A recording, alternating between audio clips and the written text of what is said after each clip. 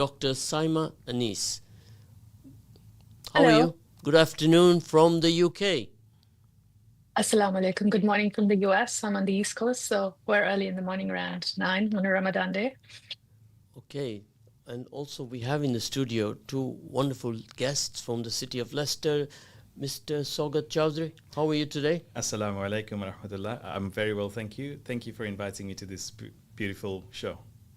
And we also have Mr. Rasib here to join us and to enlighten us with some of his tech skills. Excellent, yeah. Very excited to be here, Zed.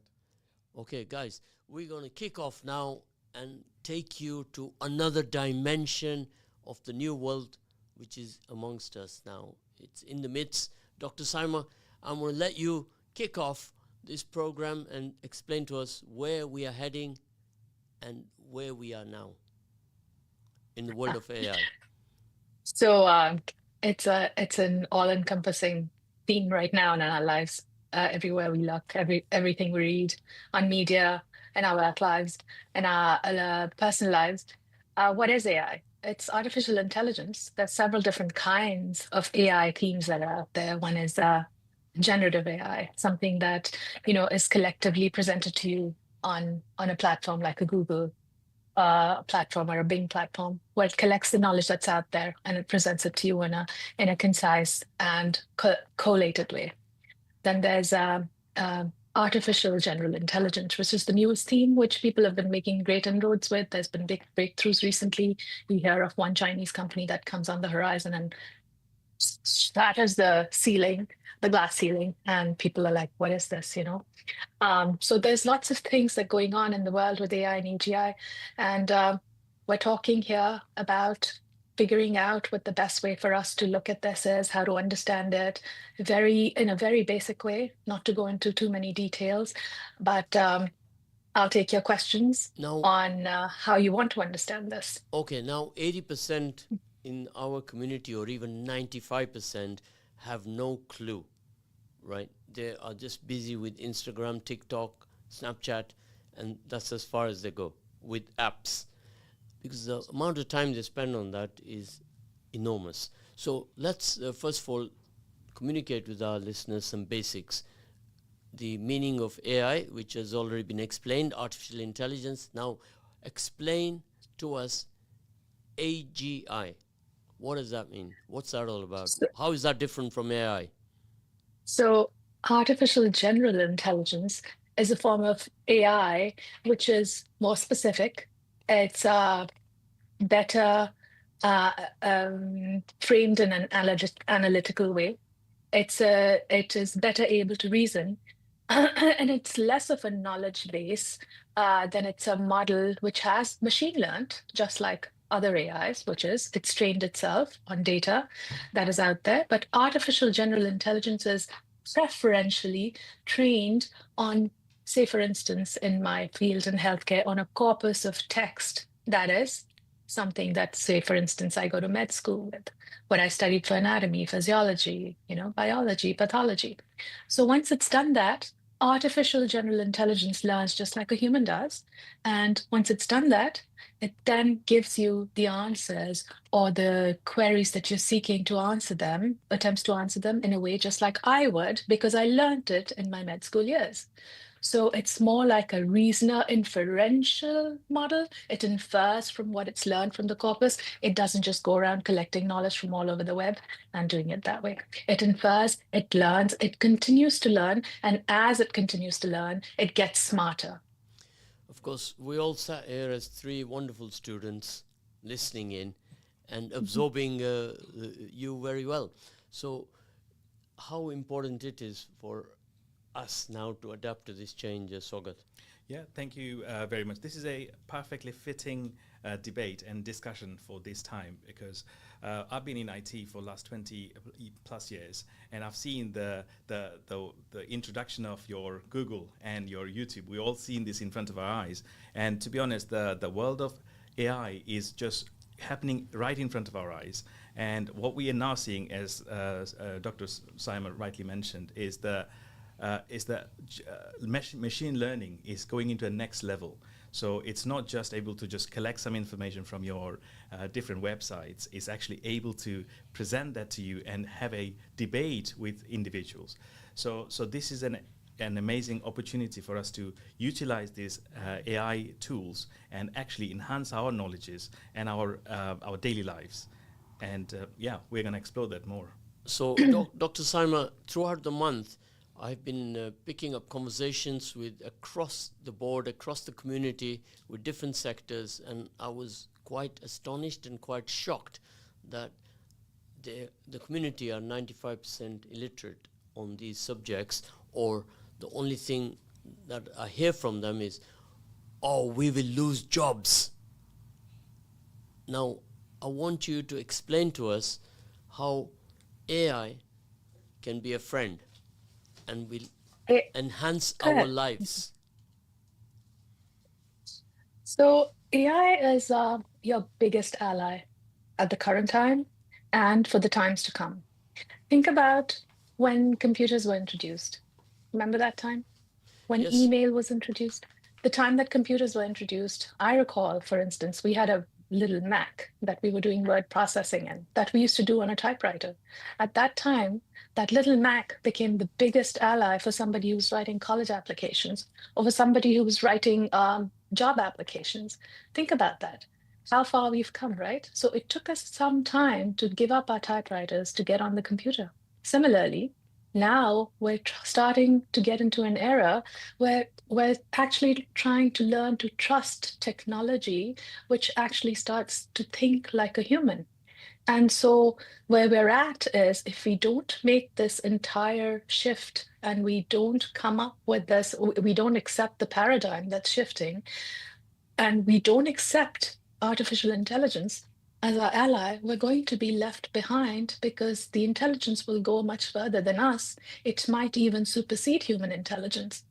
What that means in terms of jobs, which you rightly brought up, is that it's not going to replace necessarily all the jobs. It is going to replace the tasks that we do at our jobs by its intelligence. And we would have to learn how to work with that most efficiently. And if we're using it currently in our daily lives and in our work lives, and we continue to use it as it advances, we can upskill ourselves and we can learn to work with it so that that kind of job attrition or job loss is not seen. Eventually, though, there is this notion, and we can get into this later also, is that as the paradigm shifts towards using artificial intelligence, we will go into a scarce economy where, for a limited period of time, for a few years or a couple of years, we will, as a society, feel those effects. But going on further on from there, there'll be a post-scarcity economy where there'll be a rationalization and equalization of resources. And once that happens, and once you know you've got that sustenance level living to subsist on, what are you going to do? That's when you will realize the power of becoming allies with AI, and you will have to start to think creatively. Specifically with artificial general intelligence, what will happen is it will become more than just something that takes in knowledge from corpuses.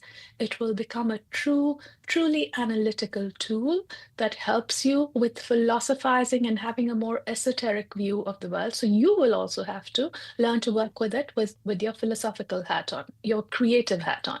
So we're going into this huge framework that is unprecedented. We haven't thought about it. We don't understand it.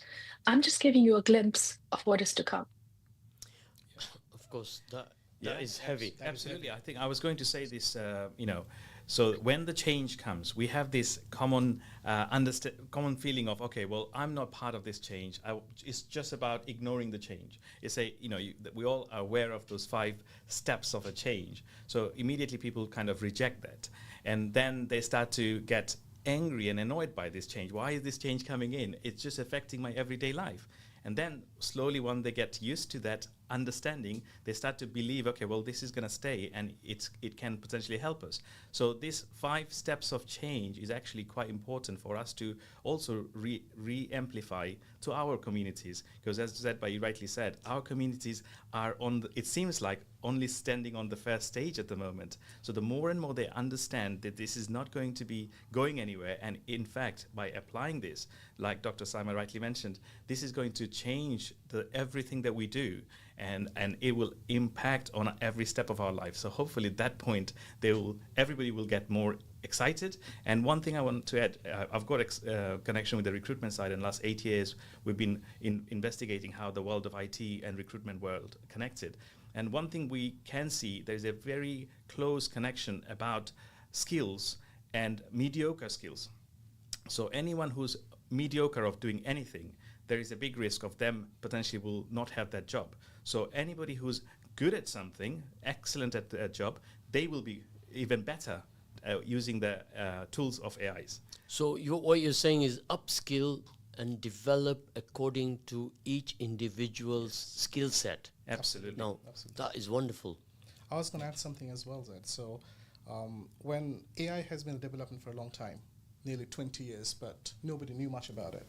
It got brought to the mainstream when OpenAI brought out ChatGPT. That was a buzzword. Still is. And I remember when it was launched, people were worried about should it be accepted or not. And people compared it when calculator was invented. So before that, maths used to be finger counting, right? Yeah. And people could not jump from that dynamics to a platform that you press a few buttons and it gives a big number. So people started thinking that if we followed that same progression that calculator brought us, ChatGPT and other tools like that is a similar sort of leap to the way forward. Yeah. So if we don't adopt to that, like calculator, if nobody is using it now, they'll be left behind. So take a hint from that, the ChatGPT. Well, late 60s, the calculator came on board in around 1965 onwards, and it developed more in the 70s. So every decade we've had a different technology come upon us, right? If you look at the mobile phone from the late 80s to early 90s, the Nokia phone, and how the progress we have come to now, almost, I've lost count, Samsung is on number 26 and iPhone is on number 16 or 17 iPhone users in the house. 16. Yeah.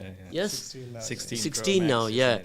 So not me. Yeah. So you can see the level of AI they are building into their phones. Yes. Yeah. It's incredible. Now, Dr. Simon, some time ago you would sit down next to somebody and say, "Oh, tell me what this film's about," and they'll say, "No, I'm not telling you because I don't want you to. I don't want to spoil it for you." I says, "No, please tell me."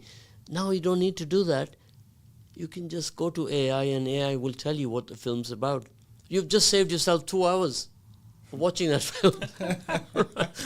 You've deprived yourself of a lot of entertainment. Well, you do get some of at that the same entertainment time. as well, right? I've given you one very classic example of how you can save time. Yes. Yeah. Well, Actually, there's actually I'm sorry to interrupt. There's actually an AGI agent that's developed by Gemini, Google Gemini 2.5, and the pro version actually can read a book for you. Yeah. It can decipher the movies for you. It can look at a photo and give you a caption, tell you the story. So there you have it. Yeah, absolutely. And one of the first billion-dollar business in India was actually an AI agent company who build there lots of people are doing YouTube videos or on those social media videos. So imagine you have a video of 1 hour and you want to have 2 to 4 minutes clips. This AI tool actually goes and creates specific clips from there and makes it more viral. And just by doing this app and this agent, they're making fortune. And that just shows how important it is and how much appetite is out there for that kind of products. And as you're saying, Dr. Simon, there's a lot of work going on with not just generative AIs. It's just the agents and also a collection of agents, how they can work as a combined ecosystem. So it's not just one agent just selling a cells. We are already working with some companies where, imagine you're calling out to recruitment. one of the biggest tasks we have is to call out to our customers. And what we're trying to do is adopt the outgoing sales agent, where it will just, we have our customer Salesforce and other tools. So we feed that information, and that using that information, it can call out to your customers and gets who are really interested and who are not. Because if I have to hire, with a small business like mine, 2 full-time sales agents, that's going to cost me a lot of money. A lot of money, yeah. So this is how we can leverage the benefit of these AI agents. So There's another one. There's Yeah. another one, Zed. Sora. If you go to the OpenAI fully subscribed version, Sora can actually put the clips together and make a movie for you. It can create the clips for you, animated, non-animated, and create a real video. And there are Hollywood companies that I know of that are doing this. And so a lot of what you see on the screen is not your traditional production anymore. It's production houses that are relying on this technology. Yeah. Absolutely. Of course, now what I'm going to also bring to the table is globalization. Globalization, the meaning of it was that the rich part of the world, primarily your part of the world in USA, was considered to be the inventors, the innovators. And the poor parts of the world, let's say 20 years ago, China, were the manufacturing factory for the rich part. But the tables have turned now. Something has gone dangerously wrong, that the rich part is no longer the big boss. China came along and developed the DeepSeek for a minuscule amount of dollars. That's right. So, Dr. Saima, how's the paradigm shift been? The whole concept of globalization has shifted the other way now, whereas those were considered the poor part, India, China, Bangladesh, they're also now developing AI at a lightning speed and coming to terms with it. That's a very pertinent question, actually, Zed. China's DeepSeek model, well, most of these models rely on chip technology. And that is what makes a model cost efficient or cost prohibitive. So the more you rely on chip technology, the larger CPU usage your model has, which is the units of processing that a computer uses, right? In the backdrop of its models working, right? The more you use it, the more expensive it is. The less you use it, or if you can replace that chip technology with another chip technology. For instance, right now we hear this word NVIDIA a lot, NVIDIA. It has a massive market share for chip technologists. So what happened is DeepSeek used minimally that chip technology, and they used their own also. And what they did was not a true reasoner AGI. It did create a lot of waves, but it didn't create a true reasoner AGI, not an explainable AGI like we have or other commercially available systems have. What they did was something that was deeply analytical in its processes. So analytical meaning it offered a lot of math and analytics. It offered you less of, say, for instance, I'm able to converse with my AGI. I'm able to ask it questions and it answer in all different domains.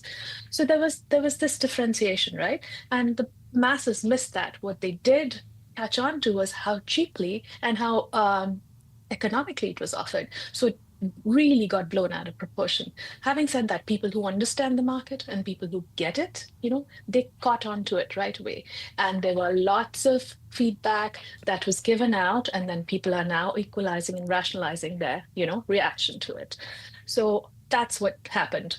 And that is what is continuing to now.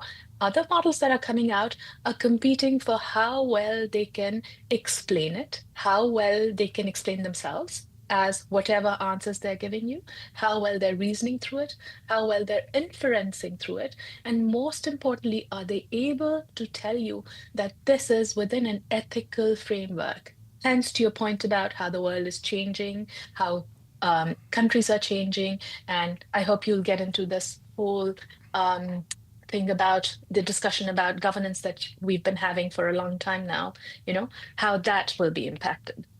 Of course, fear being the tool of rule, the AI wars are in the midst right now in the background. We may not see it, we may not see it in the media, but right there in the background, there is a huge technological warfare going on between one country to another. But now that does not impact us right now locally, but whatever happens in that background ultimately will take a bearing on what happens here locally with our local community or even your local community, right? So very much the fear, tool of rule, the model works on keeping people in the dark as much as possible. I was going to add one point before you, the global shifting, the power of dynamics is changing. And I think this is actually very good. Of course it is. Balance. This It brings a balance of power. Absolutely, because now you could be in Bangladesh creating an app, potentially can sell this to, and in fact, a good friend of mine from my school created an app, sold it to Disney, made millions of pounds from sitting in Bangladesh when he's in his third year. And now he's working for a Silicon Valley company, one of the CTO of the business. And you can do that only in the technology world. It's almost impossible if you think of that kind of things 20, 30, 40 years ago. So here's a message from Farhan that DeepSeek, open source, they did not create their own LLMS, and that's why they were able to do it so quickly. OpenAI did this all themselves from scratch, right? Yeah. Like, this is where the global south is coming up very strong across even in India, in Bangladesh, in China, and huge investments are being carried out right now in the Middle East. Yes. On this point. So that's what I was talking about, that the technological warfare, the paradigm is shifting rapidly. Yeah. And that is a good thing, isn't it? Yeah, absolutely. That's a good thing. So now let's get back to local, because the mantra here is local, national, global. So today we're in almost to the end of Ramadan. Today is 27th night, Yes. brothers and sisters, 27th. And what is it over there? Is it 27th night today? Same. Okay, so we can see that how the AI can benefit us spiritually. Dr. Saima, give us your take on that. So at least I have an AGI that is focused on theology. And so that again has been exposed to all the corpuses of texts that have to do with Sharia, Hadith, the Quran itself, and Infaz. And really, in my journey on my pilgrimage to Makkah and Medina last month, I was able to use it more as a reference book for du'as and for supplication and for what to do if I was staying up the night in Makkah or Medina to pray. And so AI has come that far. I mean, if you think about it, locally, there are a lot of apps that are being developed in the US and in other countries, I've noticed. And those apps also have different segments and different portions and subsets in that app that give you duas for different things. That in itself is backed by AI in the background, so that, someone clicks on a certain section of it, it brings up that that particular supplication for that particular want or need that you want to pray for. So theology has come a long way. Then the debate about theology between religions, that's also being carried out by AI and AGI. And that's something very new, because you could have had a debate that was counterintuitive to understanding, that sensitivity that comes along with it. Here, this is totally friendly. And so in an environment which nurtures positive debates. So we've been comparing the Bible with the Quran, right? For instance, or the Torah with the other books. So things of that nature. What I'm trying to say is that theology has come so far as to you can actually have a pocket mufti in the palm of your hand if it were to be an app, and that was never heard of before. You would always have to go to your sheikh or your imam or your Maulvi or your local priest. And now in this day and age, you can actually rely on this 110 or 200% to give you the right answers. And of course, if you do need validation, you would still go ahead and talk to your local guide, your spiritual guide, whoever that may be. But think about this. This was never heard of before. Yeah, absolutely. If I may add, my kids are learning from the local mosque and madrasa, and they're actually the imams are there telling them to go to some certain apps where you could pick any scholars, or like say maybe the current Makkah's imam or any other imams, and you can see how they're reciting. So if you want to create a good tajweed, if you want to understand the meaning of things, you can go to the particular surah and pinpoint what you want to learn. And the kids are learning this along with our madrasas. So this is another way technology is helping the local madrasas side by side, teaching young students. So during this Ramadan, we can really step up our understanding, our knowledge, and our advancement of learning our deen. Absolutely. Inshallah. It's going a step further as well, Zed. So you mentioned, Shogul Bhai, you mentioned about how you can get your agents to call up people. The other way is true as well. So people can call to an AGI agent and tell them about the situation they're going through. Because for counseling, basically, they can they can open up to them. And the AI agents are trained to be with empathy. So it picks up the things that we're not telling them. Yes. It will pick up the emotional content. Exactly. Yeah. So it's actually... And is it facial recognition, anything like that? It's involved in there? under development. It's under development. It's under development, It's yeah. coming Even up your very tone. soon. It's Yeah. tonality. It's Yeah, tonality, Tonalities, and exactly. the way in which you interact with it. Yeah. It Exactly. picks up on you. It Yeah. analyzes you, and it Correct. picks up on your intent and your cause and whatever you're trying to get at from experience with you. So the more you work with a subset of an LLM in an AGI form or just generative AI, it gets to know you better. This is more true of AGI than it's true for general AI. Absolutely. So Absolutely. yeah. I think the key point here is empathy. So AI is almost bridging the gap between a logical thinking computer to a empathy, like a human being. Yeah. So that gap is slowly coming close. So I've got a question for Dr. Saima here. Is that a threat that AI is becoming to think like a human being? It's only a threat if there's misuse. And it's only a threat if you think of it just as a tool to achieve a means to an end. It's not a threat if you think of it as somebody that's working alongside you to help you. And it's only a threat if you're using it for to gain nefarious ends. So again, there's governance of AI, and that's governance through AI. Governance through AI, we'll let Zed touch on next, but governance of AI in itself is an upcoming debate and discussion, and one that involves a lot of social responsibility to our communities. So whenever we use a tool or we create a tool and then we think of it as a tool and not have it equalize our notions of how we're working in society, we're going to think of it with a little bit of caution. And when we implement it and we actually start using it and start considering it part of our daily lives, then we incorporate it in a way that we make sure it's doing no harm. When you give it to a child, right, and the child is pulling up information that your child is not supposed to see, you're actually using it not as cautiously as you should. So think of it as a child, right? Think of AI as a child right now that you've created, and that it's evolving, it's growing up. While it's evolving, you can put guardrails in place that'll help it stick to the ethical framework, right? You can tell it, well, we want you to be able to teach people the right things. We want you to be able to do corporate social responsibility. We want you to be able to talk about sustainability. And then it becomes a tool of rule for use, as Zed would say, right? Zed? So Of course, use it for the good with caution, You say put wisely. guardrails in place and wisely. Absolutely.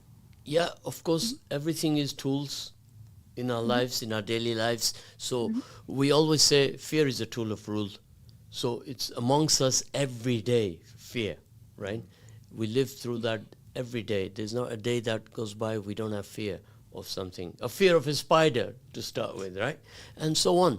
But now the last sector, the last 15 minutes of our program is where we roll up our sleeves and we get to work, right? No, you got no sleeves, you're not rolling up. So we got to roll up our sleeves. So what I'm going to say to you guys, we all, four of us, cross Atlantic, distance has no barrier right now in the world of AI. What we're going to do is we're going to all become icons of change management. Yeah. How's that sound? Are you Sounds with perfect. me? Sounds great. We're with you Absolutely. Right. So what we do all then, the way. we got to, in our communities, we got to say, let's be mad, make a difference. We got to implement element of AI in our communities, which are going to make us better, faster, more efficient, break down barriers, break down race barriers, break down all the barriers that are there today. There's so many barriers in a developing community, in the world of cohesion, in the world of racism, and so on. So I'm like thinking too far ahead, maybe. What's your take on that? Absolutely, I think this concept is not just a concept anymore. So what you're doing, Zedbaya. I've been watching your show quite regularly, and I know I had a couple of conversations. So you are trying to raise the awareness, raise the bar of AI, and not just AI. AI is a buzzword, but it's been there with us for a while. Obviously, everybody seems to know that. People like us who have been in the market and watching this from last 20 years, we know this has been there for a while. What we need to do is everybody needs to realize the skills, identify what are how you can apply this technology. How, if you have a small business, can you implement this in your business? Can you make benefit of these things? If you're a student listening to this show, you need to identify what are the skill sets. It doesn't matter if you don't have to be in technology jobs. Even if you're working in the medicine sector, even if you're working in sales and marketing, you can benefit from these apps. So anybody who's listening, I tell to all my candidates that if you are applying for a job and you have 10 specific tasks, key skills that you need, go and identify how many do you actually have. If you don't have those skills, make a note of that and learn. And you can use AI to learn this. Okay, I want to touch upon what he just mentioned, that in your business life. Now, when you say business, you mean money, right? The largest consultancy firms now are telling the companies in the world who are 500 million plus turnovers that if you don't implement AI, your EBITDA is going to suffer. Yes. Now, those that have implemented are seeing an upturn in their bottom line. So what I'm saying to you guys, if we can do it for the sake of money, we can do it for better governance, more efficient governance, right? Now, somebody sent me a message, Dr. Saima, to say, well, what makes you raviton about this? I never heard that word before, raviton about this. If you can explain to me what that means, Dr. Saima? I think that's Gen Z speak or Gen Alpha speak, Revaton. I'm still learning words every day from my team. But on a light note, on that, but governance is still catching up with AI. There are very few countries, and they're trying to push for global standards, and some companies, like you said, are trying to push for AI standards. And governance is very similar to regulating how we regulate healthcare industry, right? So in healthcare, we're tightly following standards and we're doing compliance, so we're not strain. So governance and AI definitely means it's still a little early, but it would mean that as we go along in our democratic processes, as we go along in our ways of governing countries and states and nations, there should be a cross-sector collaboration. The policy makers, the leaders of those governments, those ethicists in the governments, those communities that are being governed by these people, they need to come together and they need to make a framework in which it's a healthy, ethically governed framework in which they set up rules by which to do the governance with, right? So in the UK, for example, the local councils at your level could start with doing that, right? And then there could be an effect that goes backwards into, like, say, for instance, your parliament and your upper houses. That is very slow to catch up at the current time because we still rely on traditional models of governance. We don't rely on models which are compliant to any system, specifically those that can be set up by AI, because no one's thinking in those terms, or very few people are thinking in those terms. But if you were to go that route, and if you were to see the impact of it long term is to equalize society, And which is what we've been talking about, equalizing everybody on the same level, having economics meted out to them at the same level, having the same subsistence. Then what? Then you really will treat everybody equally. And when you need to do that and treat them for what their rights are worth, you will need a framework that complies by that. So it's never too late to start thinking, but if people started thinking about it right now within our governments and nations, that would go a long way. So here's the key word I've derived from that. Guys, were you listening in? It's called balance of power Yeah. amongst all our citizens in local and national. Yes. Now, I'll answer that question. Why I'm raveting on about all this all the time is what I've seen in the last almost 18, 19 months, the mass killing of babies, children, women, men, is made me think that no, we're not going in the right direction. We are relying on human emotion, and I'm saying totally wrong. We are relying on somebody's ideology. I disagree with that. We're relying on somebody's narrative. I disagree with that. So that's why I'm thinking that AI will do a better job. It will define a decision based on human moral values. And that is the reason why I am so intent on pushing this forward and talk to everybody I meet about this, tomorrow's world. Yeah, I want to add another angle on this, if that's okay. So AI is learning as we teach it today. So we have to keep in mind the AI bias as well. So imagine you have an engine. You can have your own AI engine using DeepSeek, for example. So imagine you teach it with only one angle of it. Just pick any. Let's just say you pick a topic of football, and you just teach it, like say Arsenal's the best team. Others might disagree, but let's just say you want, as an example, if you teach it just that, it will give you lots of reasons, and there's this word you may all heard, hallucination as well. So it believes it's right what it's giving you. So you almost have to make sure when you're teaching your engines, you're not just biased itself. Well, you just got to be sure that you put petrol in, not diesel, in a petrol car, right? Exactly. So that's a very easy way to explain. Now, guys, we got little time left, and I'm going to go straight on to another pertinent topic, which is a health monitor with an AI doctor. We bring you in on that because that is your expertise. So tell us, how does that work? Can you rephrase your question? I says we're talking now about your sector, your specialty, which is AI doctor. So I was actually focusing on what Sagat said about hallucinations. So hallucinations are only as good as the information that's given to an AGI, right? So and it then becomes kind of like characteristic of that. So I would say that we think that AI is making up an answer when it has too much data or too little data, right? But what if you didn't feed your AI data, right? What if you let it learn by what is going on? So in that sense, the whole concept of hallucination gets taken away. And you're able to trust it better, right? Mm-hmm. You're able to make it do governance compliance better, right? That so is think of super it in those terms. Yeah, so you're actually, but you have to give it. When Zed just said, you give it's fed on it, something about it being fed, right? So don't feed it anything, don't bias it. And that's the way to think about it. If you don't feed it data and you let it work with you on real world happenings, as in don't tell it there's propaganda, don't give it the Gaza propaganda, I'll make it simple for him. Feed it a khajur a day.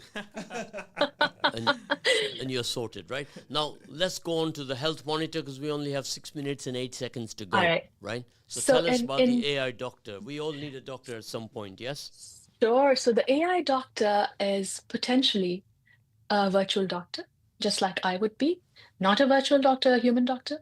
And this would potentially do everything that I could do to take you in as a patient, have an encounter with you in my clinic, sit you down, ask you your signs and symptoms, listen to your complaints, take a note, and then come up with a differential diagnosis, a bunch of diagnoses for what could possibly be wrong with you. And then based off of that, what could be most likely wrong with you based on the percentage of times that that could be true in your case, right? So the highest probability assigned to what your most likely diagnosis is. And then after that, putting out a treatment plan, a management plan for during treatment, before treatment, and after treatment. And other than that, something that will also address your aches and pains other than the disease itself, which is, are you employed in Sagat's case? Do you need a job bank to go to? Do you need access to food, housing, transportation, access to the hospital? Do you need food stamps, for instance, or some kind of assistance? All of that, an AI doctor in a primary care or a preventive care model is capable of doing at the current time. Well, one needs to think, what happens to my job then as a physician, as a clinician, right? Receive Well, a question from you on that? mhm. No, it was more targeted. I mean, is that threatening you? I was going to ask you, is that going to threaten your job? I mean, you're kind of working yourself out of your job. That sounds I like would some. be pleasantly relieved to have most of my tasks be replaced and to give me that whole notion of having lower cognitive load. Then I can concentrate on you completely and not having to type while I'm Absolutely. talking to you, This is not having to do 10 other things, connecting to you to the right services, right? So I that goes can back to the be your change, yeah? personal, I could become your concierge at that point, right? I don't have to act in that high and mighty role. I'm being assisted, and I will still have the signing authority. I give it the final go ahead to do as has been suggested because I asked it, I trusted it, and now I'm going to act on it. yeah. That's I how think that the is very paradigm is important. shifting in healthcare. That Right, is very guys, important. Yeah. all of you listening in right now, just envisage, close your eyes and imagine 5 years from today, your GP is an AI doctor. The whole surgery Yeah. is manned with AI. Very much possible. Is that too far-fetched, No. or am I talking Matrix, Star Trek? Well, that tomorrow's today. It's actually happening right now. I mean, Maybe there 6 years that. there's so many apps already out there where you can actually give all the symptoms, and like Dr. Simon rightly mentioned, it actually looking at your blood samples, your reports, it actually detects better than often your own GP. Of course, now what I'm going to say to all of us here is that decisions we make today will define a better tomorrow, inshallah. Inshallah. The positive decisions, that is. But the negative decisions will also define a negative tomorrow. Right? So this Adin, this month of Ramadan, is a month of reflection, Dr. Saima. And that's Absolutely. that's where we are all about is constraints. Everything we're talking about with AI, all those elements implemented into the AI that we develop, the code that we write, the algorithms that we put together, right, is going to define a better world tomorrow if we keep it positive. But if we keep it biased the wrong way, then we can have problems, like with anything else, right? You go up the wrong way on a one-way street, potentially you can get hit By something. by a car coming from the other side. Absolutely. So there will be these challenges. Again, I emphasize that fear will always be the tool of rule, where one government will say that, oh no, data protection or data management or data analytics.